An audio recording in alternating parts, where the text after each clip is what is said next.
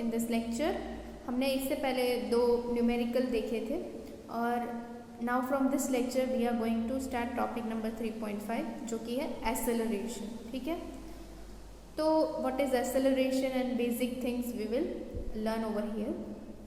तो देखिए, the velocity of an object in general changes during its course of motion.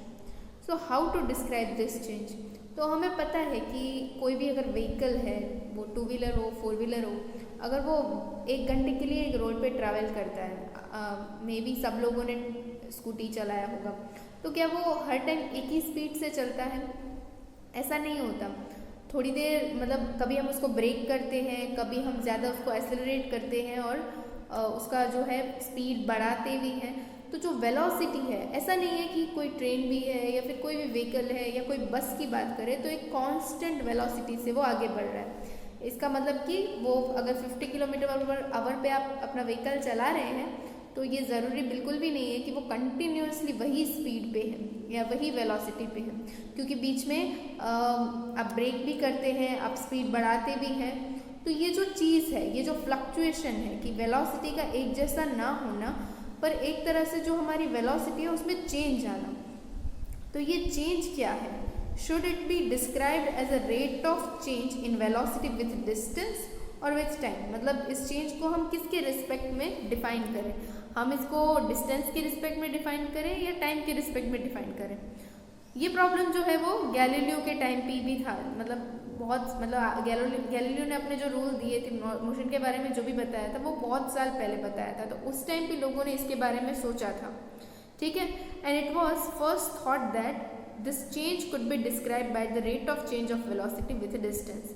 तो इस change को भी उन्होंने एक सिंपल फॉर्मूला, जैसे कि वेलोसिटी में टाइम के साथ क्या चेंज आता है, rate of change of velocity with distance कि क्या चेंज आता है, उसको स्टडी करके डिस्क्राइब करने की कोशिश की। दो ही studies of motion freely falling object and the motion of an object on an inclined plane, Galileo concluded that the rate of change of velocity with time is a constant of motion for all object in free fall.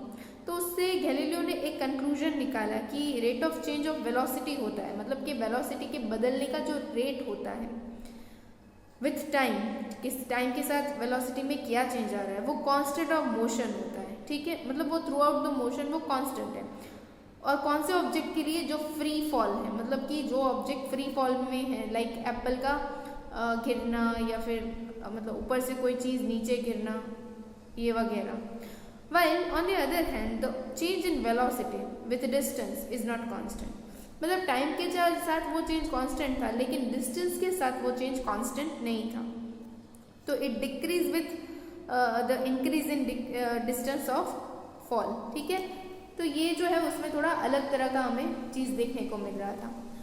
So this led to the concept of acceleration. मतलब कि जो velocity में change है distance के साथ वो constant नहीं रहा, बट कि मतलब कि it decreases with increases distance of fall. मतलब वो घटता जाता था कि जिस तरह से मतलब फॉलिंग डिस्टेंस जो है बढ़ता है उस तरह से। तो उससे एक नया कॉन्सेप्ट आया जिसको हम बोलते हैं एक्सेलरेशन। और एक्सेलरेशन बेसिकली क्या है? It is the rate of change of velocity with time. ठीक है, कि टाइम के साथ हमारी वेलोसिटी में क्या चेंज आता है। एक्सेलरेशन को या फिर एवरेज एक्सेलरेशन को ए बार से रिप्रेजेंट करते हैं। जैसे जिस तरह से हमने एवरेज वेलोसिटी को डिफाइन किया था, उसी तरह से एवरेज एक्सेलरेशन को ए बार से डिफाइन करते हैं। तो जो एवरेज एक्सेलरेशन है ए बार, उसको इस फॉर्मूला से डिफाइन कर सकते हैं। तो ये सेम है जैसा कि हमने एवरेज वेलोसिटी के लिए डिफाइन किया था। एक्सेलरेशन हो जाता है rate in change of velocity with respect to time, मतलब कि in short velocity divide by distance. तो यहाँ पे हम क्या करेंगे, जिस तरह से हमने एवरेज वेलोसिटी के फॉर्मूला में x2 minus x1 at the particular time t2 और t1 पे डिस्क्राइब किया था, इसी तरह से एक्सेलरेशन में हम v2 माइनस v1 करेंगे और उसको हम डेल्टा v से डिनोट करेंगे, और जो टाइम है, जो रिस्पेक्टिव टाइम है t2 और t1, उसको डेल्टा t से रिप्रेजेंट करेंगे। ठीक है, तो यहाँ पे v2 और v1 क्या है? This are the instantaneous velocity. और सिंपली जिनको खाली वेलोसिटी बोला जाता है at time t2 and t1, ठीक है। तो v2 है that is velocity corresponding to the time t2 और t1 जो है v1 जो है that is velocity at the time t1, ठीक है। अभी इसका अगर आप इसका SI यूनिट देखें तो आई थिंक हमने पहले भी देखा है, लेकिन वेलोसिटी का SI यूनिट हो जाता है मीटर पर सेकेंड और डिवाइडेड बाय टाइम तो अगेन सेकेंड। सो एक्सेलरेशन का जो यूनिट है वो हो जाएगा मीटर पर सेकेंड स्क्वायर, ठीक है। यहाँ पे डिनोमिनेटर में सेकेंड का स्क्वायर आ जाएगा, मीन्स कि उसका SI यूनिट हो जाता है मीटर पर सेकेंड स्क्वायर, ठीक है। नाउ देखिए एक ग्राफ है, ये वाला ग्राफ हमने पहले की एक थियरी में देखा है। तो इस ग्राफ से हम एक्सेलरेशन की वैल्यू निकालेंगे, ठीक है। और हम दो या तीन पर्टिकुलर टाइम इंटरवल चूज कर लेते हैं, जैसे कि लेट अस काउंट या फिर लेट अस कैलकुलेट। ये जो ग्राफ है वो वेलोसिटी वर्सेस टाइम का है। तो पहले हम ये देखेंगे कि between 0 to between 10 second acceleration की वैल्यू क्या है। तो दो वैल्यू हमें टाइम की मिल गई, एक जो हमारा t1 है वो हमने लिया 0 सेकेंड और हमारा t2 जो है उसको हमने लिया 10 सेकेंड। अब इन दोनों वैल्यू के कोरस्पॉन्डिंग हमें वेलोसिटी भी तो चाहिए, तो ये वेलोसिटी वर्सेस टाइम का ग्राफ है, ठीक है।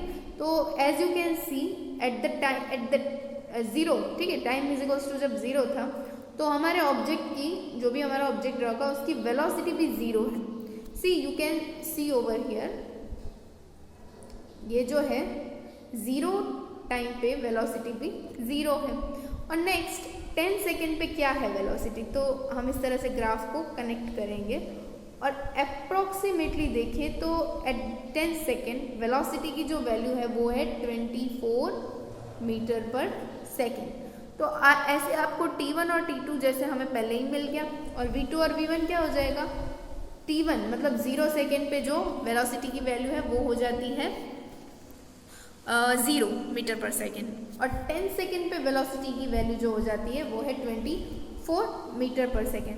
तो इस तरह से आपको क्या करना है, ये फॉर्मूला जैसे आपको पता है v2 minus v1 t2 minus t1, इसमें आप वैल्यू पुट करें, v2 आएगा 24 माइनस 0 और यहाँ पे आ जाएगा 10 माइनस 0 क्योंकि t1 और v1 दोनों 0 थे।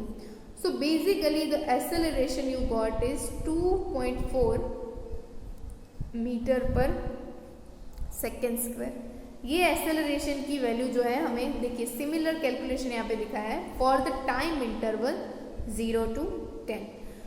इन सिमिलर वे आप 10 to 18 सेकेंड के लिए देख सकते हैं। यहाँ पे अगर आपको like if you are suppose ask कि आपको 10 to 18 सेकेंड्स के लिए देखना है तो क्या आएगा, 10 सेकेंड्स पे अगेन जो डिस्टेंस है वो 24 है और 18 सेकेंड्स पे आप देखें तो नॉट डिस्टेंस पर वेलोसिटी, 18 सेकेंड्स पे भी जो वेलोसिटी है वो भी इस तरह से आप इसको कनेक्ट करेंगे अप्रॉक्सीमेटली वो भी 24 है।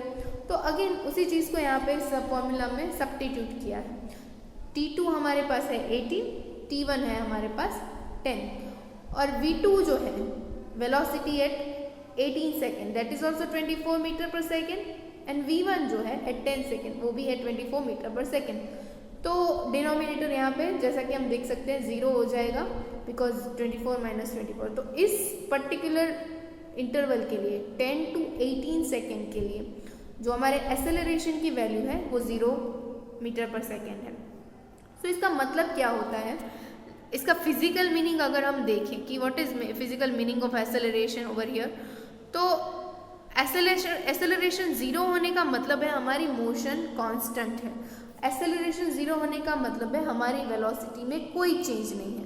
तो ये आपको इस ग्राफ से भी थोड़ा प्रिडिक्ट हो जाएगा कि 10 और 18 सेकेंड यहाँ पे अगर आप देखें तो ये सीधा स्ट्रेट लाइन है, मतलब हमारी जो भी ऑब्जेक्ट होगा वो कांस्टेंट वेलोसिटी 24 मीटर पर सेकेंड से ट्रैवल कर रहा है। ना ही उसकी वेलोसिटी इंक्रीज हुई है ना ही उसकी वेलोसिटी डिक्रीज हुई है। लेकिन जो हमने फर्स्ट फेज निकाला था, मतलब पहला हमने कैलकुलेशन किया था इसके लिए 0 to 10 सेकेंड्स के लिए। तो आप यहाँ पे देखिए ये 0 सेकेंड से लेके 10 सेकेंड वेलोसिटी जो है, ये ग्राफ जो है ऊपर की तरफ जा रहा है, मतलब वेलोसिटी में जो है इंक्रीमेंट ही आ रहा है। तो ऑब्वियसली हम देख सकते हैं कि 2 सेकेंड पे वेलोसिटी बढ़ा, 4 सेकेंड पे थोड़ा और बढ़ा, 6 सेकेंड पे उसकी वैल्यू कुछ 10 मीटर पर सेकेंड है, 8 सेकेंड पे उसकी वैल्यू कुछ 15 अबोव है, और इस तरह से 10 सेकेंड के ऊपर उसकी वैल्यू 24 मीटर पर सेकेंड हो गई। सो बेसिकली जब हमारा वेलोसिटी बढ़ता है या घटता है तो उसका कुछ सर्टेन एक्सेलरेशन होता है। डिक्रीमेंट आता है जब वेलोसिटी में तो उसको डी एक्सेलरेट होना बोलते हैं, ठीक है। और बढ़ता है तो उसको एक्सेलरेट होना बोलते हैं। और कुछ कंडीशंस जहाँ पे एक्सेलरेशन 0 मिलता है उसमें हमारी मोशन, जैसे कि ये पर्टिकुलर लाइन के लिए मोशन जो है वो कांस्टेंट 24 मीटर पर सेकेंड्स पे ही रहा है, तो उस केस में हमारा एक्सेलरेशन 0 हो गया। नव ये जो एक्सेलरेशन है, टाइम के साथ एक्सेलरेशन का चेंज जो हमने डिस्कस किया, उसको भी हम ग्राफिकल पॉइंट ऑफ व्यू से या फिर ग्राफ से रिप्रेजेंट कर सकते हैं। तो जैसे हम वेलोसिटी वर्सेस टाइम का ग्राफ बनाते हैं, वैसे ही हम एक्सेलरेशन वर्सेस टाइम का ग्राफ भी बना सकते हैं।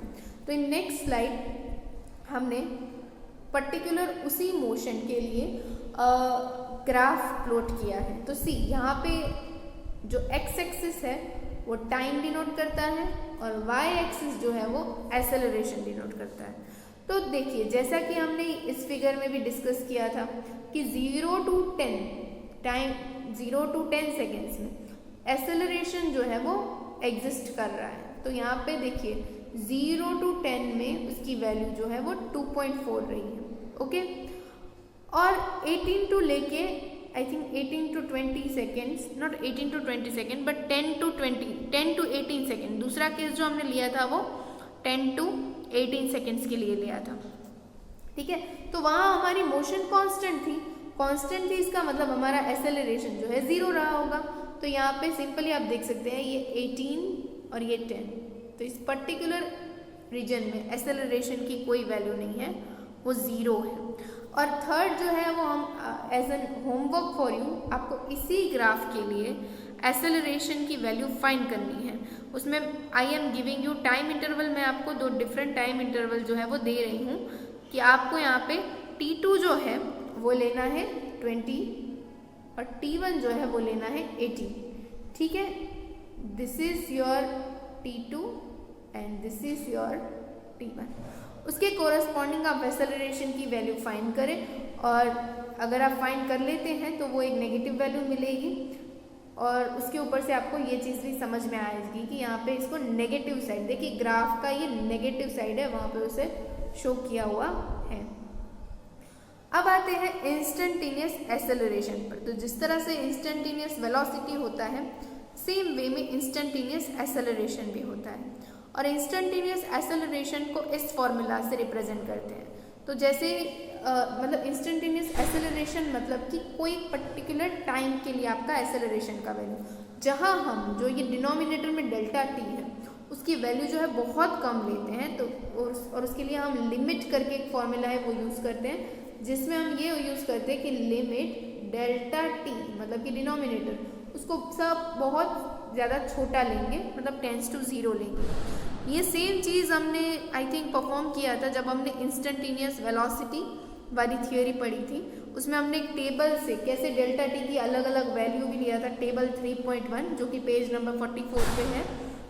और हमने देखा था कि कैसे डेल्टा टी को छोटा करके हम बहुत छोटे से टाइम इंटरवल के लिए भी वेलोसिटी फाइंड कर सकते हैं। तो सेम वे में अगर आप टेबुलेट करना चाहें तो एक्सेलरेशन भी आप फाइंड कर सकते हैं। Now see the acceleration at an instant is the slope of the tangent to the v versus t curve. तो अगेन सी यहाँ पे भी v अपॉन t है या फिर डेल्टा v अपॉन t है। तो ये जो ग्राफ है, लेट अस लाइक इसी ग्राफ की बात करते हैं, ये वाला ग्राफ, ठीक है। तो हमने यहाँ पे एक्सेलरेशन की वैल्यू निकाली। तो ये जो v वर्सेस t का ग्राफ है, जो ग्राफ आप देख सकते हैं, तो ये उसका स्लोप निकलता है। स्लोप मतलब वाई एक्सिस का इंटरवल और एक्स एक्सिस का। तो सिंपली हमने यहाँ पे भी यही किया है, v अपॉन टी। तो v है हमारा वाई एक्सिस पे और t जो है वो है हमारा एक्स एक्सिस पे। तो v वर्सेस t ग्राफ का हमने स्लोप निकाला है। तो उसी को बोलते हैं, मतलब एसेलरेशन जो है एक तरह से v वर्सेस t ग्राफ का स्लोप भी है, ये भी हम कह सकते हैं। And we can obtain acceleration at every instant of time and the resulting AT curve is shown in 3.a figure. मतलब ये जो हमने पहले देख लिया कि एसेलरेशन की वैल्यू जो है हम निकाल के इस तरह से एसेलरेशन का टाइम के साथ ग्राफ भी प्लॉट कर सकते हैं, ठीक है। और यहाँ पे हमें एक चीज़ हम नोटिस कर सकते हैं, जो ग्राफ हमने प्लॉट किया तो ये ग्राफ कोई स्ट्रेट ग्राफ नहीं है, पर इसमें डेविएशंस है बहुत सारे। क्लियरली अगर हम ये ग्राफ को देखें तो यू सी पहले ये जो है वो इसमें इंक्रीमेंट आया इस तरह से, फिर वो एकदम से ज़ीरो हो गया और फिर इसमें डिक्रीमेंट आया।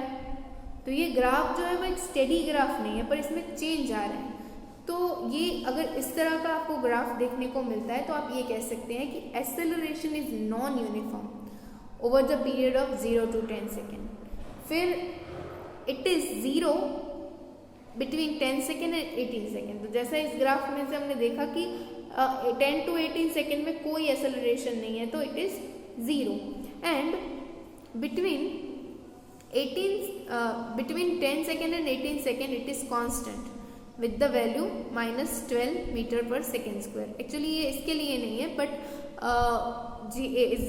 10 to 18 सेकेंड में उसकी वैल्यू 0 या फिर कांस्टेंट जो भी बोले, क्योंकि 0 भी एक कांस्टेंट नंबर है तो कांस्टेंट है एसेलरेशन। लेकिन जो थर्ड फेज था 18 to 20 सेकेंड, उसमें जो है एक तरह से नेगेटिव वैल्यू आपको मिलेगी। You should count by yourself. और वो जो है एक नेगेटिव वैल्यू मिलेगा, तो नेगेटिव वैल्यू मिलने पर उसको हम डी एसेलरेशन भी बोलते हैं, जैसा हमने पहले डिस्कस किया, ठीक है। तो वो वैल्यू आपको कुछ -12 मीटर पर सेकेंड स्क्वायर मिलेगी। So when the acceleration is uniform, obviously it equals the average acceleration over that period, ठीक है। अगर वो यूनिफॉर्म वैल्यू हुई तो वो एक एवरेज वैल्यू देगा। And now since the velocity is a quantity having both magnitude and direction, a change in velocity may involve either or both these factors. Acceleration therefore may result from the change in the speed, a change in the direction or change in both. तो अब आते हैं कि acceleration एक किस तरह का quantity है। तो वेलोसिटी के बारे में हमें पता है, वेलोसिटी और स्पीड में हमने डिफरेंस भी पढ़ा था। जो वेलोसिटी है वो एक वेक्टर क्वांटिटी है, क्योंकि वेलोसिटी जो है वो डायरेक्शन को भी शो करता है और मैग्नीट्यूड भी जो है वो भी वहाँ पे मैटर करता है। तो एसेलरेशन का डेरिवेशन ही हमने वेलोसिटी के ऊपर से किया है, ठीक है। Acceleration itself is in change in velocity. तो ये भी वो दोनों चीज़ों को इन्वॉल्व करता है। In acceleration also this 2 things are counted, ठीक है, कि वेलोसिटी जैसे वेक्टर क्वांटिटी है, तो इस तरह से a change in direction, acceleration भी मैग्नीट्यूड और डायरेक्शन दोनों के चेंज को इंक्लूड करता है। So like velocity, acceleration can also be positive और नेगेटिव और ज़ीरो। तो ये हमने आगे के केस में ही देखा, इसकी तीनों वैल्यू पॉसिबल है। या तो ये पॉजिटिव हो सकता है, ये नेगेटिव हो सकता है और ये ज़ीरो भी हो सकता है। And the position time graph for a motion with positive, negative and zero acceleration are shown in figure 3.9a, b and c. तो ये जो फिगर्स हैं 3.9a, b and c, तो ये हमें कुछ शो करते हैं कि मतलब एक्सेलरेशन पॉजिटिव होगा तब पोजीशन वर्सेस, सी ये जो ग्राफ है तीनों वो पोजीशन वर्सेस टाइम के हैं। तीनों में वाई एक्सिस पे जो है वो पोजीशन है और एक्स एक्सिस पे टाइम है। तो तीनों में हम देख सकते हैं कि अगर एक्सेलरेशन पॉजिटिव हुआ तो किस तरह का ग्राफ मिलेगा, तो ये कुछ इस तरह से इंक्रीजिंग कर्व है। अगर एक्सेलरेशन नेगेटिव हुआ तो ये इस तरह का डिक्रीजिंग कर्व है। और अगर एक्सेलरेशन ज़ीरो हुआ तो ये स्ट्रेट ग्राफ जाएगा। एक्स वर्सेस टी ग्राफ जो है वो स्ट्रेट ग्राफ जाएगा। देखिए, the graph curves upward for positive acceleration, then it curves downward for negative acceleration, and it is straight line for the zero acceleration So as an exercise, identify in the figure 3.3 the regions of the curve corresponding to this three cases. ठीक है, तो आपको ये बोला गया है कि figure 3.3 में आप ये तीनों चीज़ें फाइंड करें।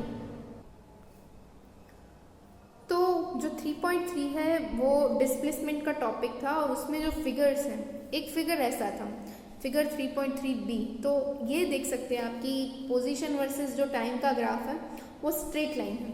तो इसके लिए हम एक्सेलरेशन की वैल्यू को क्या प्रिडिक्ट करेंगे, जैसा कि हमने ये फिगर में देखा था कि जब स्ट्रेट लाइन होता है पोजीशन वर्सेस टाइम का ग्राफ तो एक्सेलरेशन की वैल्यू 0 हो जाती है। मतलब यहाँ पे भी आप कह सकते हैं कि इस मोशन के लिए एक्सेलरेशन जो है वो 0 हो जाएगा। एंड सेकेंड ग्राफ, ये दूसरा ग्राफ जो था 3.3 figure 3.3, actually previous was figure 3.2 और ये फिगर 3.3 का है। तो इसमें आप देख सकते हैं कि पोजीशन और versus velocity, position versus time का जो ग्राफ है तो वो इंक्रीजिंग कर्व है। ठीक है, तो as it is increasing curve, तो इससे हम देख सकते हैं कि यहाँ पे एक्सेलरेशन का कैसा रहा होगा, acceleration would be positive in this case. And always remember, acceleration 0 होने का मतलब हो जाता है कि वेलोसिटी कांस्टेंट है, मतलब कि वेलोसिटी में कोई चेंज नहीं है। और एक्सेलरेशन पॉजिटिव होने का मतलब है कि वेलोसिटी धीरे धीरे बढ़ रहा है। और तीसरा एक चीज़ कि एक्सेलरेशन अगर नेगेटिव है तो उसका मतलब हो जाता है वेलोसिटी धीरे धीरे घट रहा है। इसका मतलब कि जब आप ब्रेक करते हैं अपना व्हीकल तो उस केस में एक्सेलरेशन नेगेटिव हो जाता है, और जब आप एक्सेलरेट करते हैं अपने व्हीकल को, उसकी स्पीड बढ़ाते हैं, तो एक्सेलरेशन पॉजिटिव हो जाता है। ठीक है, now see, although the acceleration can vary with time, we like here consider in this chapter will restrict it to the motion with constant acceleration। तो मोशन इन स्ट्रेट लाइन वाला जो chapter है, भले ही हम तीनों केस देख चुके हैं कि एक्सेलरेशन नेगेटिव भी हो सकता है, पॉजिटिव हो सकता है, लेकिन हम यहाँ पर सिर्फ कांस्टेंट एक्सेलरेशन के साथ ही डील करेंगे, नॉन यूनिफॉर्म एक्सेलरेशन का केस कंसीडर नहीं करेंगे। And in this case the average acceleration equals to the constant value of acceleration during the interval. And if the velocity of an object at v0 at time t is equals to 0 and v at time t, तो acceleration को हम इस formula से define कर सकते हैं, right. Acceleration की value क्या है, मतलब हमने यहाँ पे एक केस ले लिया है कि अगर time t is equals to 0 पे, जैसे कि हम a बार एवरेज एक्सेलरेशन को a बार से डिनोट करते हैं, टाइम t पर acceleration has a value a, sorry velocity की वैल्यू कंसीडर करनी है, तो वेलोसिटी की वैल्यू v, और टाइम 0 मतलब हमने 0 से स्टार्ट किया तो t इज इक्वल्स टू 0 है, तब वेलोसिटी की वैल्यू भी मान लीजिए v0 है, नॉट 0 बट कोई इनिशियल वैल्यू v0 है। तो उससे हमें क्या मिलेगा, v हो जाएगा हमारा, यहाँ पे आप इसको सब्जेक्ट बनाते हैं तो obviously a bar will be equals to a bar into t लिख सकते हैं हम यहाँ पे, क्योंकि t minus 0 is t only, और left hand side right hand side पे v माइनस v0। और अगर आप इस v को इक्वेशन का लाइक सब्जेक्ट बना देते हैं तो आप इस तरह से इसको लिख सकते हैं, v0 plus at is equals to v। So this is one of formula जो हम आगे जाके यूज़ करने वाले हैं। ठीक है।